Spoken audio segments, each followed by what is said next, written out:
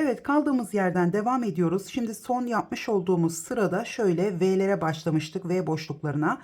Yeni sırada bütün boşluklarımızı V boşluğu olarak devam edeceğiz. Şimdi 2 sıra V boşluğu yapacağız. Daha sonra arttırma yapacağız.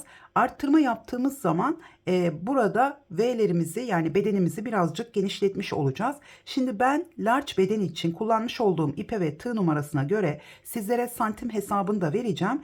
Bir kez arttırma yaptım. Yani 38 beden ya da 36, 38, 40 beden çalışıyorsanız arttırma yapmanıza gerek yok. Tabii ki yine üzerinize deneyerek devam etmeniz gerekiyor. Şimdi ben burada hemen şöyle 3, 4 zincirimi çektim. Bakın ilk boşluğun içine kaydırmayla geldim ve 4 zincir çektim.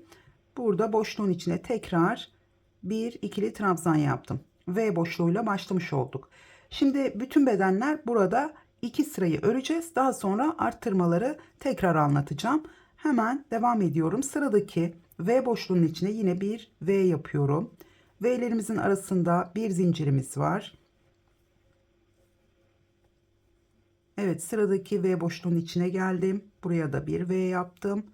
Ve sıradaki V boşluğunun içine yine bir V boşluğu yaptım. Şimdi sırada bakın burada 2 tane boşluğumuz var. Burada boşlukların içine V boşluğu yapıyoruz.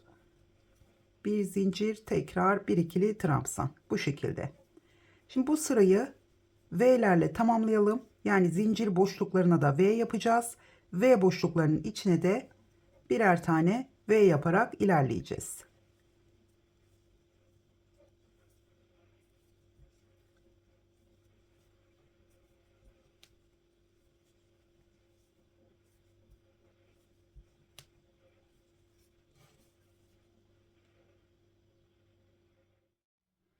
İkinci V sırasında tamamladım. Gördüğünüz gibi toplamda 2 sıra V boşlukları yaptım. Şu şekilde göstereyim. Şimdi artık yeni sırada arttırma yapacağız. Yani bu arttırmaları yaparken her zaman arada 2 V sıramızın olması gerekiyor. Çok fazla arttırma yapmamıza gerek yok. Çünkü birdenbire çok fazla büyüyebiliyor. 3, 4, şöyle hemen ilk boşluğa V boşluğumu yapacağım. Şimdi şöyle hemen robamızı göstermek istiyorum. Dediğim gibi 38 beden çalışıyorsanız, 36-38 beden çalışıyorsanız burada toplamda 100 tane V boşluğunuzun olması gerekiyor. Bir eksik bir fazla olabilir. Burada 100 tane V boşluğunuz olması gerekiyor. 38 yani şu başlangıçtaki şu boşluklarınızı 38 başlamışsanız o zaman 100'den daha az V boşluğunuz olacaktır. 40 ile başladıysanız da burada 100 tane V boşluğunuz olacaktır. Şimdi burada kol ayrımını yaparken hemen şöyle göstereceğim. Burada artırma yapmadan bu iki sırayı ördükten sonra kol ayrımını 36-38 beden için yapabilirsiniz. Burada bedenleri ayırırken V boşluklarımızı sayarak ilerleyeceğiz. Ben şimdi kendi bedenime göre sayıları vereceğim. Yine 38 beden içinde sayıları vereceğim. Burada 100 tane V boşluğunuz varsa 20 tane V boşluğu kollara, 30 tane V boşluğu da ön ve arkaya olacak şekilde işaretleyeceksiniz. Yani ben kendi bedenim için işaretlerken sizler de bu sayılara göre işaretleyeceksiniz. Eğer 100'den az olduysa o zaman burada 20 değil de 19 tane V boşluğunu kol için, aynı şekilde bu taraftaki kolumuza da önlerde de 29 tane ya da 28 tane olacak şekilde ayarlayacaksınız. Hemen hemen kollardaki V boşluğumuzun sayısı ön ve arkada bırakmış olduğumuz V boşluğundan 10 tane eksik olacak. Yani bu 10 tane eksik olur, 12 tane eksik olabilir bedenlerin değişimine göre. Şimdi large bedeni verirken yine sayıları göreceksiniz. Ona göre 1-2 tane fazla olabilir ama eksik olmasın çünkü kollarımız küçük olur. Burada 38 beden için yakayı ipinize göre siz de benim gibi 38 boşlukla başladıysanız 100'den az V boşluğunuz olacaktır. Dolayısıyla burada 20 değil de 19 bırakarak devam edebilirsiniz. Önlerde de kalanlara hesaplarsınız. Şimdi ben tabii ki kendi beden ölçüme göre robanın ayrımını yaparken şöyle robanın da üzerinde göstermek istiyorum. Şimdi burada benim bu iki sırayı ördükten sonra yani iki şu kısımda bakın şu sırayı bitirdim. 1, 2 tane V sırasını ördüm. Şimdi buradayız. Bu üçüncü sırada arttırma yaptım. Arttırmayı yaptıktan sonra 2 sıra daha V boşluğu ördüm. Daha sonra bedenlerin birleştirmesini yaptım. Yani bu large beden için bu şekilde. Şimdi sizler 38 beden yapıyorsanız bu 2 sıradan sonra arttırma yapmadan birleştireceksiniz. 40-42 beden yapıyorsanız da burada arttırma sırasını yaptıktan hemen sonra birleştirme yapabilirsiniz. Ben şimdi 42-44'e yakın yani medium'la large arası çalışıyorum. Ama large beden için daha yoğunlukta. Burada arttırmayı yaptım. 2 sıra daha ördüm. Daha sonra birleştirme yaptım. Şimdi tekrar ediyorum. 38 beden için burada 2 sıra V boşluğumuzu ördükten sonra şu anda olduğumuz yerde, bakın burada, şu anda olduğumuz yerde arttırma yapmadan 3. sırada buradaki roba birleştirmesini yapacaksınız. Size gösterdiğim şekilde roba birleştirmesini. Eğer 38 bedenden yani 38-40 beden aralığındaysa 3. sırada şuradan sayıyorum tekrar 1, 2, burada arttırmayı yaptıktan sonra yani hem arttırmayı yapacağız hem birleştirmeyi yapacağız. Burada 38-40 aralığında 42 yani 40-42 beden ya da large beden olarak söyleyeceğim. Şimdi Almanya ve Türkiye değiştiği için özellikle Türkiye için large beden diyorum. Arttırma sıramızı yaptıktan sonra 2 sıra öreceğiz. Daha sonra burada robamızın birleştirmesini yapacağız. Yani şu anda benim yapmış olduğum large bedende şurada kaç tane sıramız olmuş oluyor? 1, 2 sıra V boşluğunu yaptım. 1 sıra arttırma sırası. 1, 2 sıra daha ördüm. Yani toplamda 5 tane V boşluğunun sırası oldu. Daha sonra burada artık birleştirmemi yaptım. Robamızın kol ayrımlarını ve beden ayrımını yapmış oldum. Şimdi ben yine kendi bedenime göre anlatacağım. Ve X large ya da XX large daha büyük bedenler için de nasıl arttırma yapmanız gerektiğini anlatacağım. Şöyle hemen devam edelim. Şimdi 38 beden bu sırada birleştirme yapacak ama birleştirme yapabilmesi için benim birleştirme sırama gelmem gerekiyor. Onlar da aynı şekilde birleştirme yapacak. Orada size tekrar 38 bedenin sayılarını vereceğim. Şimdi ben kendi bedenime göre ilerliyorum. Şimdi burada arttırma yapacağım.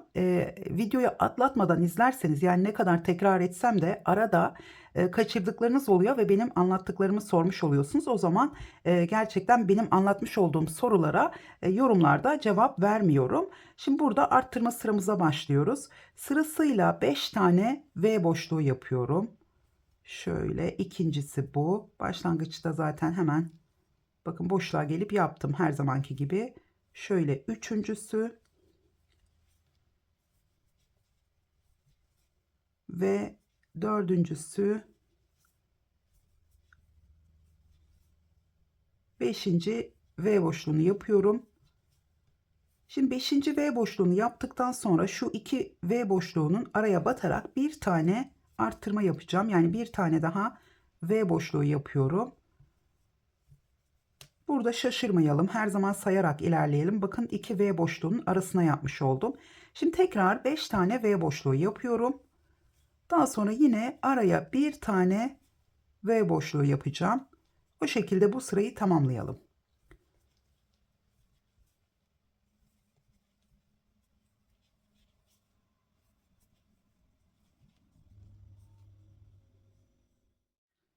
Sırayı tamamladım. Başladığım yere tekrar geldim. Şimdi burada da bitirirken yine bir tane arttırma yapacağım. Çünkü burada da 5 tane yaptım.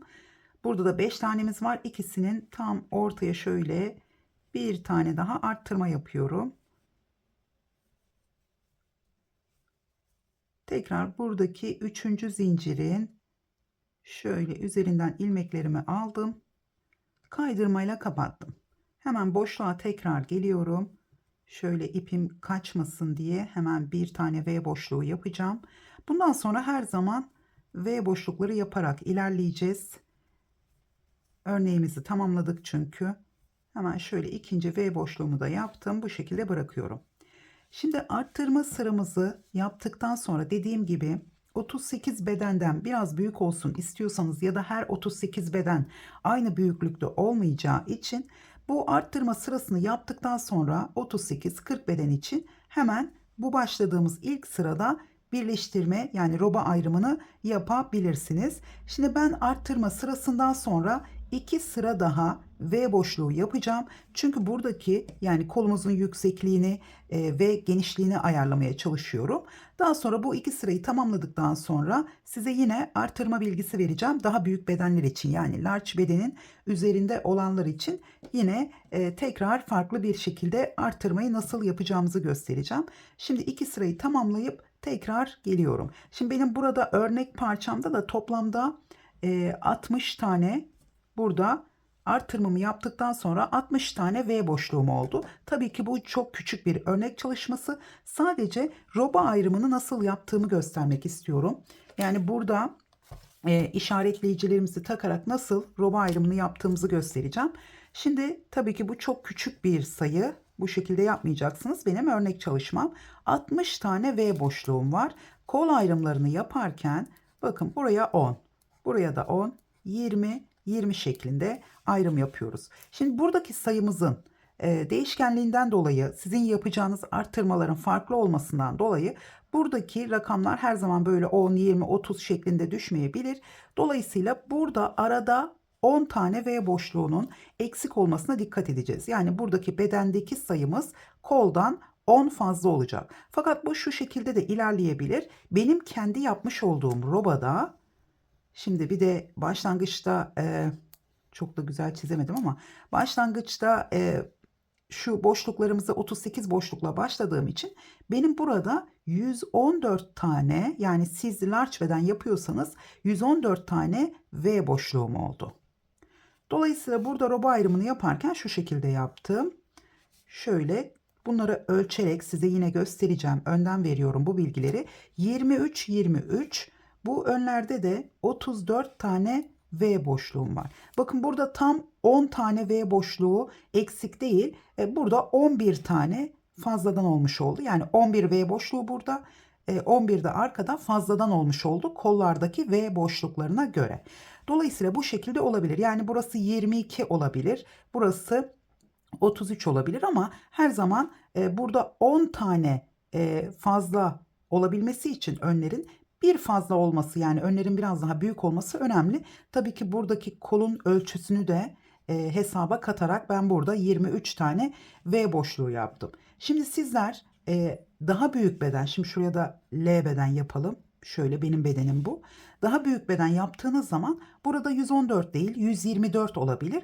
Burada çok küçük rakamlar oynayacak artık. Çünkü aynı şekilde arttırmayacağız ikinci arttırmayı.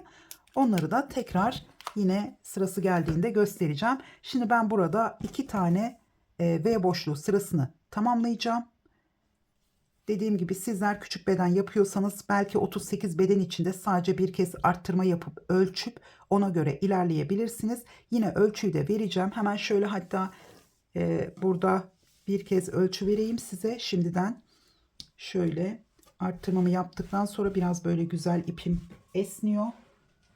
Şimdi burada benim beden genişliğim roba yuvarlak olduğu için örerken şöyle biraz şu anda hani düz bir konumda bu şekilde ölçebiliyoruz. Bakın şuradan bu esneme payı olmadan 46 santimetre. Şuradan baktığımız zaman 48 santimetre. Yalnız şu anda topluyor bakın bu şekilde.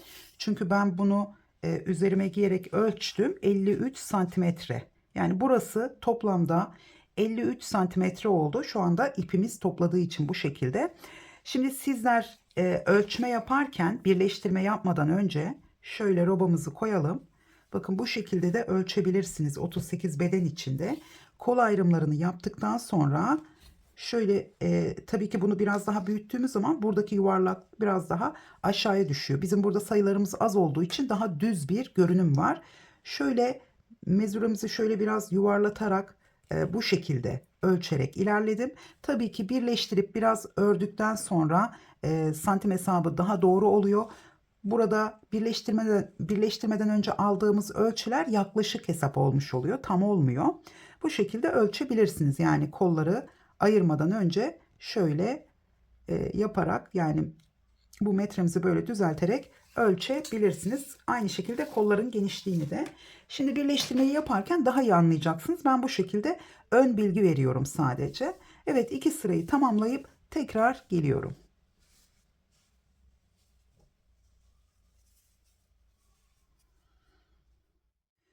Evet, arttırma sırasını tamamladıktan sonra 2 sıra yine V boşluklarını burada yaptım. Şimdi artık roba ayrımımızı yapacağız. Şimdi benim örnek çalışmamda 60 tane V boşluğu var. Sizler large beden için, Almanya için de medium beden için çalışıyorsanız, çünkü Almanya'da bir beden küçük olarak her zaman hesaplıyoruz. Şimdi burada toplamda 114 tane V boşluğunuzun olması gerekiyor. Bunu saymanız gerekir. Ve bir yere not edin. 114 tane V boşluğunuz olacak. Tabii ki yakada 38 tane boşlukla başladıysanız, 40 tane ile başladıysanız da bu 114'ten biraz daha fazla olacaktır. Alize Diva için zaten sadece 40 ile başlayın demiştim.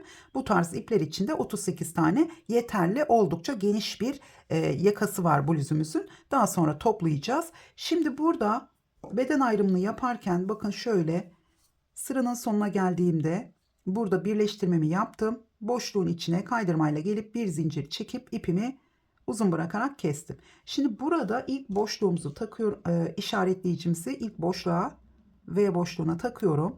Önce kolumuz için sayacağım. Ben örnek çalışması için 10 tane V boşluğu, sizler de 23 tane V boşluğu sayacaksınız kol için. Bu işaretleyiciden itibaren sayıyorum. 1, 2, 3, 4, 5, 6, 7, 8, 9, 10.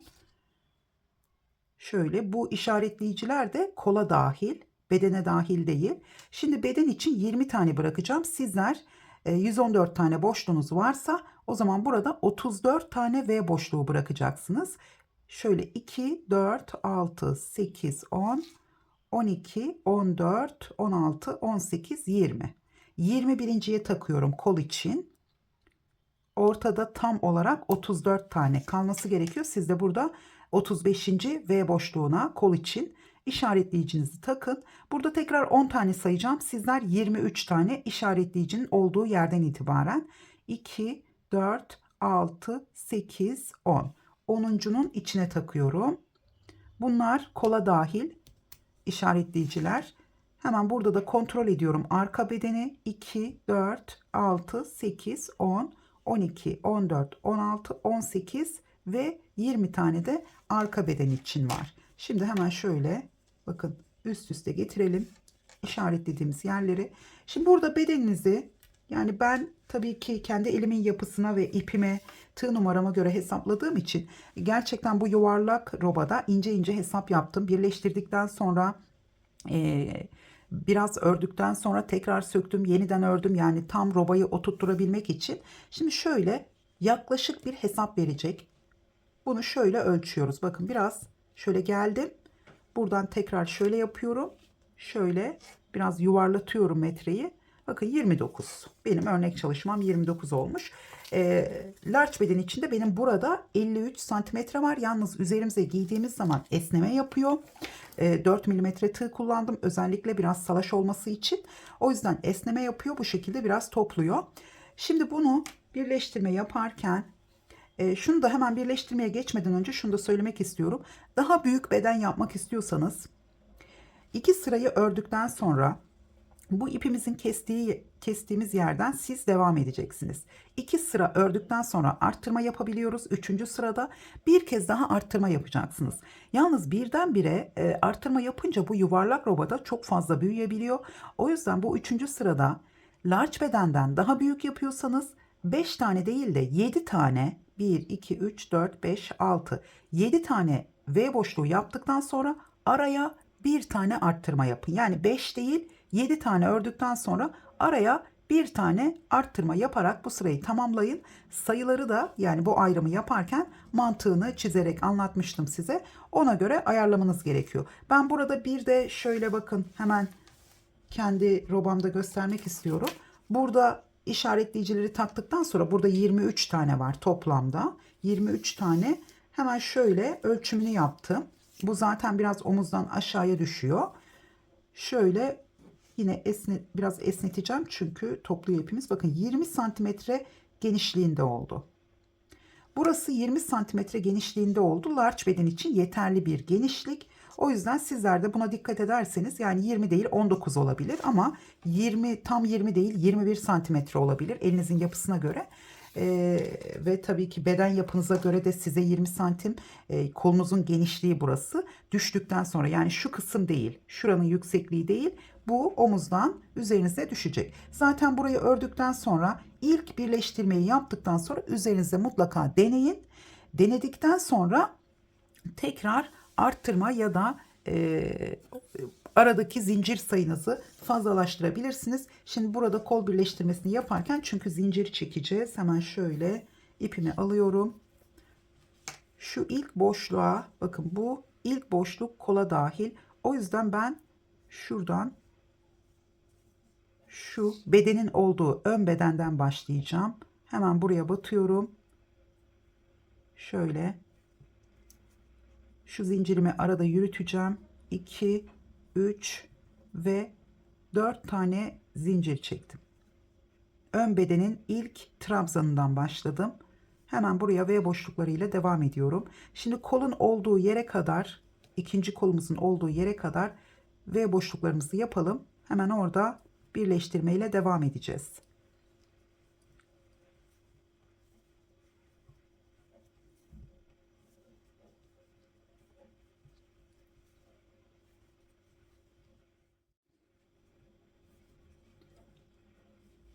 Evet, işaretleyicimizin olduğu yere kadar V boşluklarını yaptım. Şimdi burada zincirlerimizi çekiyoruz. 2, 3, 4, 5, 6, 7, 8, 9 tane zinciri çektim.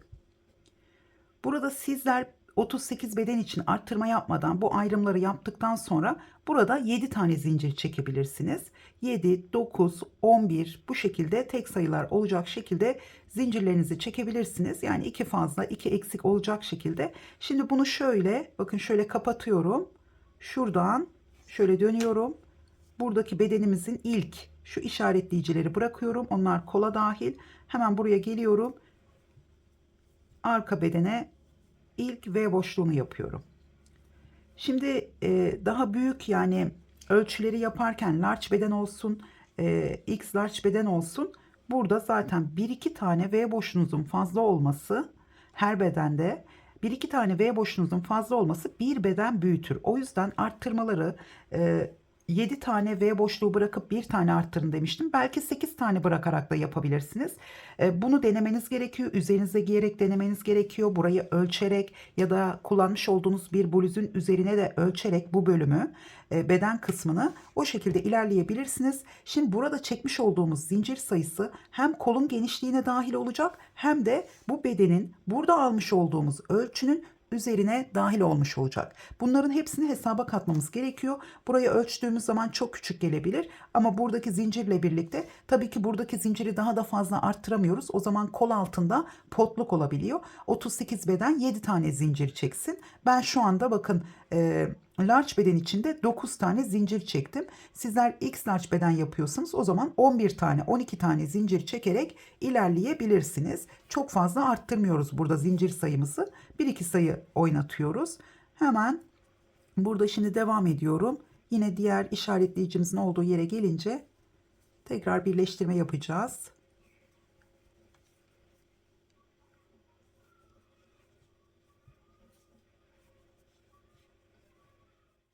Tekrar işaretleyicimin olduğu yere geldim. Şöyle son V boşluğumu yapıyorum.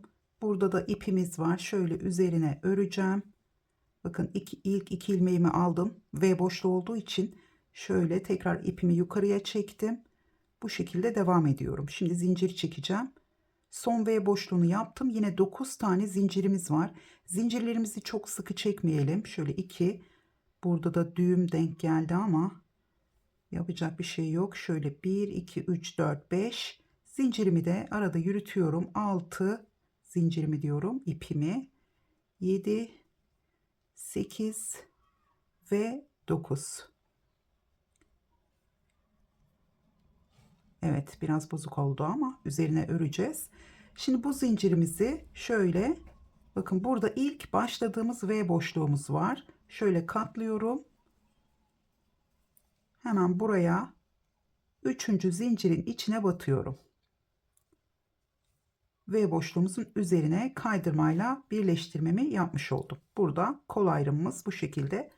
Şöyle gördüğünüz gibi kolumuzun genişliği buradan başlamış oluyor. O yüzden bu birleştirmeyi yaptığınız zaman da ölçebilirsiniz. Olmadığı zaman burayı sökeceksiniz. Yeniden devam edeceksiniz verdiğim sayılara göre, bedenlerin ayrımına göre. Şimdi o kadar zor ki bütün bedenlere göre sayı vermek, ölçü vermek.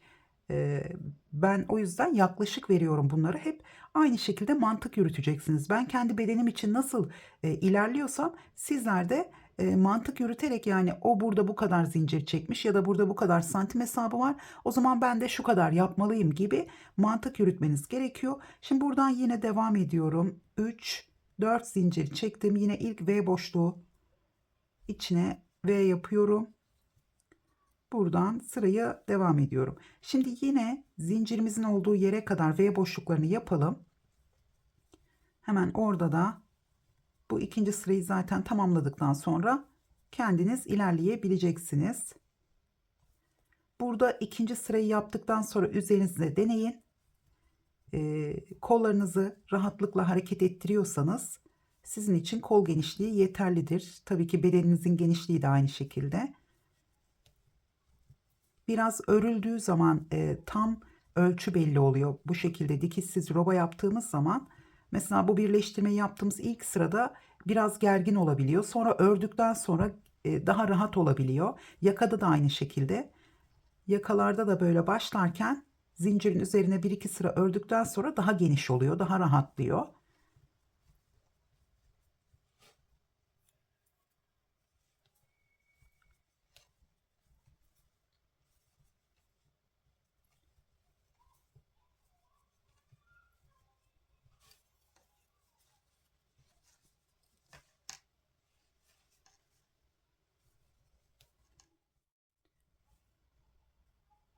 Evet, tekrar kol altının olduğu yere geldim. Şimdi zincirimizin üzerine tekrar V'lerle devam edeceğim.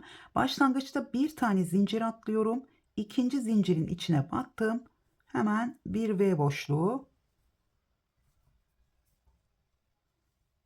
Şimdi arada bir iki atlıyorum. Üçüncüsünün içine bir V boşluğu. Sizler de böyle yapabilirsiniz. Şimdi bu large bedende burada 3 tane V boşluğumuz olacak. 1 2 atlıyorum. Yine üçüncüsünün, pardon, burada şöyle sonda yine bir tane kalacak. 2 atladım, bir V boşluğu yaptım. Yani buraya fark etmiyor. Bir atlayın, iki atlayın. 3 tane V boşluğunu sığdıracağız. Şimdi burada large beden için 3 tane. Eğer X large beden yapıyorsanız burada 4 tane V'nizin olması yeterli. Yani 9, 10, 11 zincir olduğu zaman burada 4 tane V boşluğu. 38 bedende 2 tane, yani 7 zincire 2 tane, hatta bir atlayarak yine 3 tane sığdırabilirsiniz 38 bedende. Çünkü 38 bedende hiç arttırma yapmadan birleştirme yapacağımız için burada kol payını verebilmek için yine burada 7 zincir demiştim ama 9 zincir de çekebilirsiniz. 7 zincir çekip yine birer tane zincir atlayarak 3 tane V boşluğu sığdırabilirsiniz. Yine bunu deneyerek koldaki genişliğe üzerinize deneyerek bakabilirsiniz. Yine sıradan V boşluklarıyla devam ediyorum. Diğer kol altına geldiğimiz zaman da aynı şekilde 3 tane V boşluğu yapıp hemen sırayı tamamlayacağız ve bundan sonra hep aynı şekilde devam edeceğiz. Bedenimiz artık bu şekilde ilerleyecek. Eğer biraz bu birleştirmeden sonra genişlemesini isterseniz, birleştirmeyi yaptıktan sonra aralarda, yani sayı böyle çok küçük olacak şekilde değil, 10 tane 12 tane V boşluğun aralarına birer tane arttırma yaparak biraz genişletebilirsiniz. Yani aşağıya doğru açılan bir roba olmasını isterseniz, dümdüz inmesin de hani biraz açılsın isterseniz, ya da daha uzun yapacaksanız biraz ördükten sonra göğüs bölümünü kurtarıyorsa basene doğru yine biraz aşağıya doğru açılarak ilerleyebilir. Ben de o şekilde yapacağım. Sonda 10 santim kaldığı zaman aralarda çok küçük arttırmalar yapacağım. Ne kadar genişlemesini isterseniz, çünkü her 5 tane V boşluğunda arttırma yaparsanız birdenbire çok fazla olur. O yüzden 10 tane V boşluğu bırakın, bir tane arttırın. Yani birkaç tane V boşluğu arttırmanız birazcık aşağıya doğru açılarak inmesini sağlar.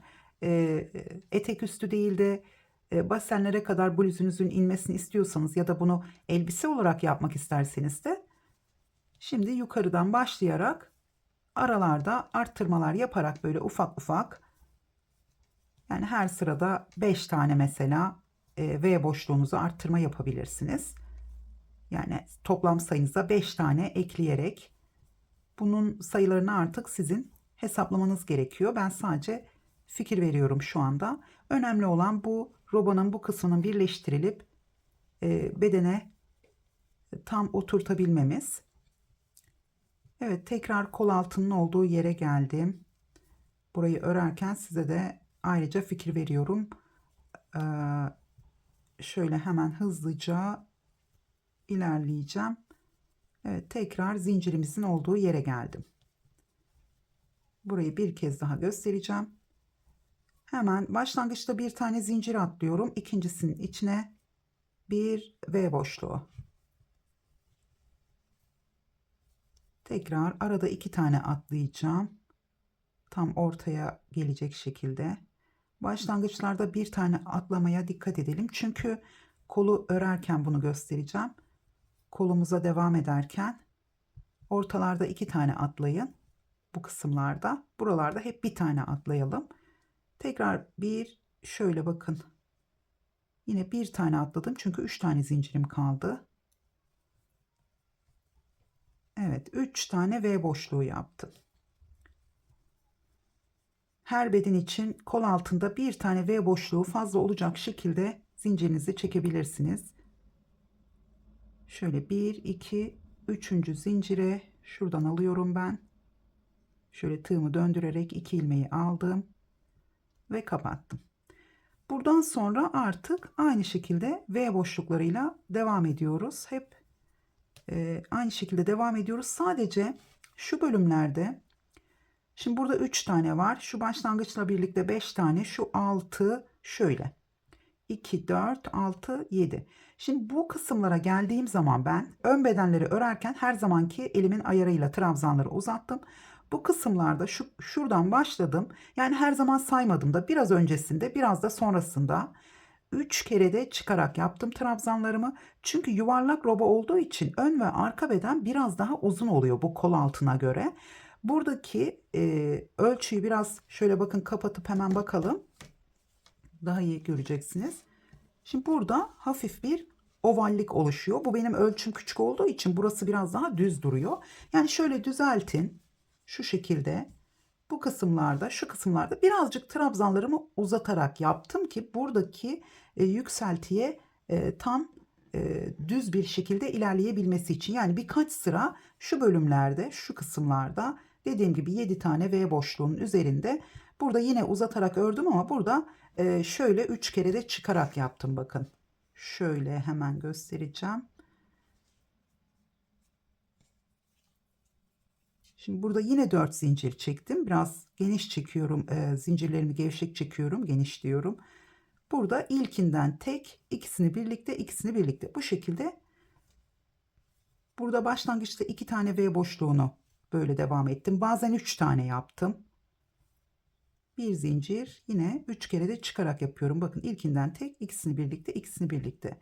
Sonra devam ederken yine bu ilkini şöyle biraz daha uzatıyorum. İkili trabzan yaparken. Sonra ortaya doğru çok uzatmamaya, yani çok da sıkı yapmıyorum zaten. Çünkü buradaki V boşluklarına göre küçük olmasını istemiyorum. Bu şekilde devam ediyorum. Yine kol altına geldiğimde, yani şuraya geldiğim zaman burada da 3 kere de çıkarak bu şekilde burayı tamamlıyorum ve birleştirmemi yapıyorum. Hemen şöyle robamıza bakalım tekrar. Evet. Şimdi kola devam ettiğimiz zaman buradaki şu görüntü kaybolacak. Benim robamda olduğu gibi. Kola devam ettiğimiz zaman şimdi bedenimiz artık bundan sonra aynı şekilde ilerleyecek. Biraz açılarak ilerlemesini isterseniz anlatmış olduğum gibi aralarda birer, şimdi mesela önde 3 tane V boşluğu, arkada da 3 tane, şu aralara belirli sayılarda yapabilirsiniz. 10 tane her 10 tane de her 9 tane de araya birer tane V boşluğu yapıp her sırada yapmıyoruz tabii ki, bunu bir kere yapalım. Daha sonra bu açılacaktır. Etek ucuna geldiğiniz zaman en sonda o zaman bir kez daha yapabilirsiniz. Bir tık daha açılır. Yani bitmesine 4 parmak kala tekrar 2 defa böyle yaparak şöyle açılan bir roba yapabilirsiniz. Ben şu anda hiç arttırma yapmadım. Birleştirme yaptıktan sonra bakın burada hiç arttırma yapmadım. Biraz daha ördükten sonra, yani bir iki parmak daha ördükten sonra yine çok az bir arttırma yapacağım. O da dümdüz inmemesi için. Gördüğünüz gibi biraz yuvarlak roba olduğu için kendiliğinden açılıyor zaten. Çok da düz inmiyor. O yüzden bir iki tane V boşluğu yaparak tamamlayacağım bedenimizi. Evet, şimdi dilerseniz uzun kollu yapabilirsiniz. Dilerseniz de kısa kollu yapabilirsiniz. Ben burada kısa kollu çalışıyorum. Hem videoyu daha çabuk tamamlayabilmek için. Burada nasıl başladığımızı hemen bu kolun üzerinde size göstereceğim. Şuradan bakın, şu kısmı nasıl yaptığımızı göstereceğim. Şu işaretleyicimi buradan çıkartıyorum. Gördüğünüz gibi şu boşlukla birlikte biraz önce 20 santimetre ölçü almıştım. Bu boşlukla birlikte 22-23 santimetre kol genişliğimiz var ve large beden için oldukça güzel bir ölçü bu. Hemen şöyle ipimi buradan keseceğim. Bedendeki ipimi. Evet, hemen tığıma şöyle alıyorum. Başlangıç ilmeği atmadan başlayacağım. Bu kol altındaki V boşluklarının tam ortasından başlayacağım. Bakın burada 3 tane V boşluğumuz var. Tam ortası olmayacak gerçi. Şimdi burada zincirin içine batmıştık. Şimdi burada da şu aralara, yani boş bıraktığımız zincir boşluklarına şuradan başlayacağım. Ortaya yakın. Buradan ipimi direkt bağlayacağım. Şöyle biraz uzun bırakarak bir zincir çektim. Şöyle şu ipimi arada yürüteceğim. Örneğimiz boşluklu olduğu için, ya da bunu çok uzun bırakarak yine iğne yardımıyla trabzanların arasında gizleyebilirsiniz. Ben şöyle zincirimin arasında gizliyorum. 3 ve şöyle biraz ipimi çekeceğim. Şu başlangıcı zincir olarak saymıyorum. Tekrar 4 tane zincir çektim. Hemen buraya bir V boşluğu yapıyorum. Bir ikili trabzan. Şu ipimi de şöyle yine araya aldım. Evet, tekrar arkaya alıyorum. Burada ilk V boşluğunu yapmış oldum. Şimdi burada şöyle, şimdi burada hemen şu sıradaki V boşluğuna bakın, şuraya atlayacağım. Buraya bir V boşluğu daha yapıyorum. Şöyle bir zincir çektim. İpimi gizlediğim için göremeyebilirsiniz. Bakın ilk hemen burada. Hala zincirin olduğu yerdeyim, kol altındaki. Şu ipimi tekrar, bunu da görmüş oluyorsunuz, bu şekilde arada yürütüyorum. Şimdi artık kesebilirim. Evet, şöyle çekeceğim içeriye. Şimdi burada bakın, ön ve arka bedene başlarken burada V boşluklarımız var, zinciri çekmeden önce. Şimdi buraya yatay trabzanın içine de bir tane V boşluğu yapıyorum. Şimdi burada bedende şöyle döndürdüğüm zaman görebilirsiniz. Şu V boşluğun içinde V boşluğumuz olduğu için buraya atlayacağım. Şuradan devam edeceğim. Burayı çünkü yuvarlak bir görünüm alabilmesi için şuna atlıyorum. Şuradan devam ediyorum.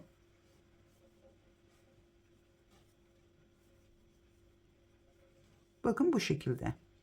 Şu anda, şimdi burada da tekrar geleceğiz. Tam ortadan başladım, kol altında. Birincisini yaptım, ikincisini yaptım. Burada bedenin yatay V boşluğu var. Yatay trabzanın içine yaptım. Ve burada da şöyle döndürdüğümüz zaman bakın, şuradan bakabilirsiniz. Şöyle yapalım. Bakın şurada yatay V boşluğumuza yaptım. Şu V boşluğunun şuradaki boşluğa yapmadan bunu atlamış oldum. Direkt buraya geldim. Hemen devam edelim. Şöyle net görebilmeniz için tutmaya çalışıyorum. Tekrar buradan devam ediyorum. Başladığımız yere gelene kadar yine sonda da bir tane atlayacağız. Aynı şekilde benim burada 23 tane V boşluğum vardı. Kol altıyla birlikte 26, 27, 28 tane olması gerekiyor. Çünkü yatay trabzana da yaptığımız için.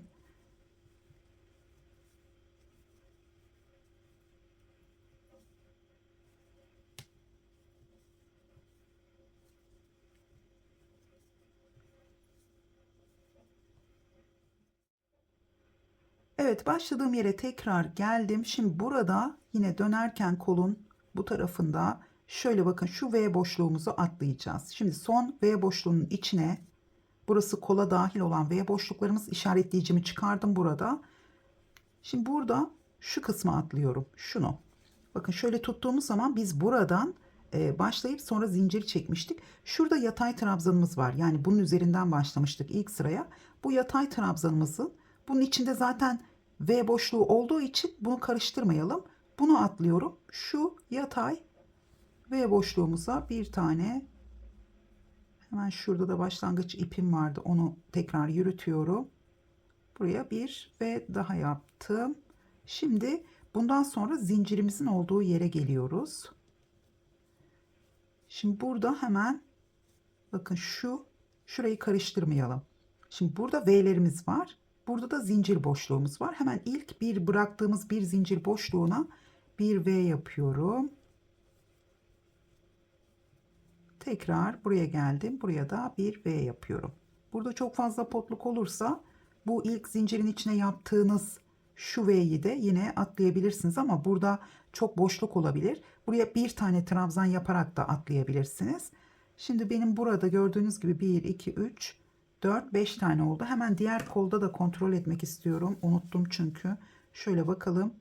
1, 2, şu kısımda yatay trabzanımız 1, 2, 3, 4, 5, 6. Yatay trabzanımızla birlikte 6 var. Burada 3 tane yapmıştık. Yani şuradan yaparken üzerinde 4 tane olmuş. Hemen buraya da sayalım tekrar. Burası yatay trabzanımız. 1, 2, 3, 4 tane. Gördüğünüz gibi 3 tane vardı zincirin üzerinde. Burada aralara yaptığımız için, zincirlerin içine yaptığımız için 4 tane oldu. 1, 2, 3, şu üçüncü zincirin içine batıyorum.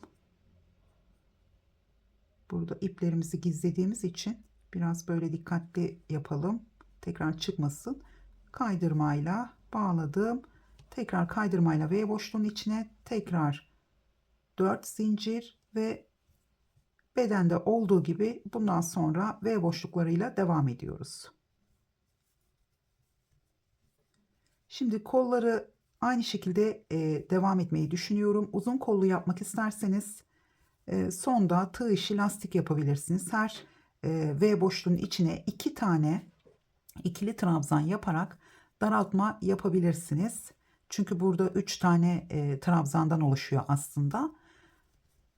Bir zincir, bir trabzan, bir zincir, bir trabzan, bir zincir, bir trabzanımız olduğu için boşluklara ikişer tane yaparsanız kolda lastik çalışması yapabilirsiniz bitirirken. O zaman çok güzel böyle dökümlü bir kolunuz olmuş olur. Tabii uzun çalışmak isterseniz. Evet, burası biraz V'lerden karışık görünüyor olabilir. Şöyle tekrar göstermek istiyorum. Şimdi biz 9 tane zincir çekip üzerine 3 tane V boşluğu yaptık. Ama burada kola devam ederken 4 tane oldu. Çünkü sadece zincirin üzerinde 4 tane var. Bakın burada 1, 2, 3, 4. Şunlar bedenin ilk sırası, birleştirme sıramız. Buraya bir tane yaptım. Bu beşincisi ve burada da bir tane var. Altıncısı. Burada da şu V boşluğunu atladık. Çok büyük bir boşluk olmadı burada. O yüzden bu şekilde devam edebilirsiniz. Başladığınız yere geldiğiniz zaman aynı şekilde birleştirip sıralara o şekilde devam edeceksiniz. Hemen şöyle göstermek istiyorum. Burada ben devam ettim çünkü üzerime denemek istedim. Kolda potluk oluyor mu diye. Şimdi burada bakın, böyle görünümü bu şekilde şöyle üst üste getirelim. Kadrajdan da çıkmayalım. Evet, üzerinize burada bu kadar bir potluğumuz var. Çünkü buradaki kol genişliğini bu şekilde ayarladım. Rahat oldu üzerimize giydiğimiz zaman. Burada daha fazla potluk olursa aradaki V boşluğunu eksiltmeniz gerekir. Yani yine 3 tane yapabilirsiniz. Araya 4 tane değil de şöyle tam üst üste getiremedim şu anda. Şöyle. Evet. Bu şekilde kola devam ediyoruz.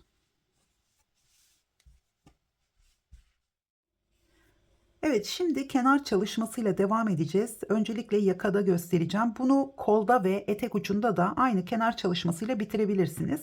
Ben de o şekilde yapacağım.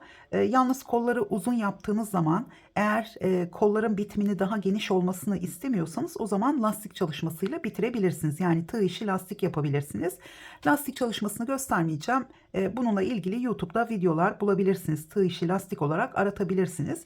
Şimdi şöyle kolumuzun tam ortasındaki şu boşluktan başlayacağım. Şimdi yakanız çok geniş olduysa bu kenar çalışmasından önce hemen şöyle küçük bir göstermek istiyorum burada. Şöyle burayı bağladıktan sonra bir tane şöyle sık iğne yapıyorum. Buraya bir tane sık iğne yaptım. 1, 2, 3 zincir çektim ve sıradaki boşluğa bir sık iğne. Tekrar 3 zincir, sıradaki boşluğa bir sık iğne. Bu şekilde bir sıra şöyle boşluk sıranızı tamamladıktan sonra kenar çalışmasına sonda başlayabilirsiniz. Bunu yakanızın açıklığına göre 2 sıra da yapabilirsiniz. Bu tamamen sizin ölçülerinize kalmış. Şimdi burada sadece kenar çalışmasını yapacaksanız ve biraz toplamak istiyorsanız kullanmış olduğunuz tığdan yarım milimetre küçük tığ kullanarak da biraz toparlayabilirsiniz. Şimdi tığıma başlangıç ilmeğimi attım ve hemen şu omuzdaki boşluğun ortadan başlıyorum. Buraya direkt sık iğne yaptım. 1, 2 zincir çektim. Hemen üçlü fıstık yapacağım. Şöyle ilmeğimi uzattım. İkincisi ve üçüncüsü. Bunu dörtlü de yapabilirsiniz. Yani ne kadar büyük görünmesini istiyorsanız. Şöyle hepsini birlikte topladım. Bir zincir çektim. Hemen buraya geliyorum. Bir sık iğne. Tekrar 1, 2, 3 zincir çektim. Başlangıçta 2 çekmiştim ama 3 olacak. Şöyle uzatıyorum. 1, 2, 3, hatta 4 yapacağım. İpiniz ince ise 4 yapabilirsiniz. 5 de yapabilirsiniz. Şöyle hepsini birlikte topladım ve buraya geliyorum. Bir sık iğne. Burada bir zincir çekmeyi unuttum. Şöyle bir zincir, tekrar buraya bir sık iğne. 1, 2, 3 zincir. Hemen bir ip aldım. 1, 2, 3 ve 4. Şöyle de toplayabilirsiniz. Sonda 2 tane bırakıp bu şekilde toplarsanız zincir çekmenize gerek kalmaz. Sıradaki boşluğa bir sık iğne. Bir kez daha göstereceğim. 3 zincir ve dörtlü fıstık yapıyorum. İpim biraz takılıyor. Şöyle 2, 3 ve dördüncüsü. Bu şekilde ipim katlarına ayrıldığı için hızlı yaptığım zaman 1, 2, 3 ve dördüncüsü. Şöyle topladım. Sonda 2 tane bıraktım. Son 2'yi birlikte topladım. Tekrar sıradaki boşluğa bir sık iğne. Bu şekilde kenar çalışmamızı, bakın çok güzel göründü. Yine dediğim gibi bunu yaptıktan sonra yine açık olduysa o zaman bu sırayı sökeceksiniz. Bir sıra ya da 2 sıra boşluk sırası yaparak biraz daha yakanızı yükseltip, şimdi başlangıçta önemli çünkü yakanızın geniş olması önemli değil, sonradan toparlanabilir ama dar olursa o zaman bütün emeğiniz boşa gidebilir.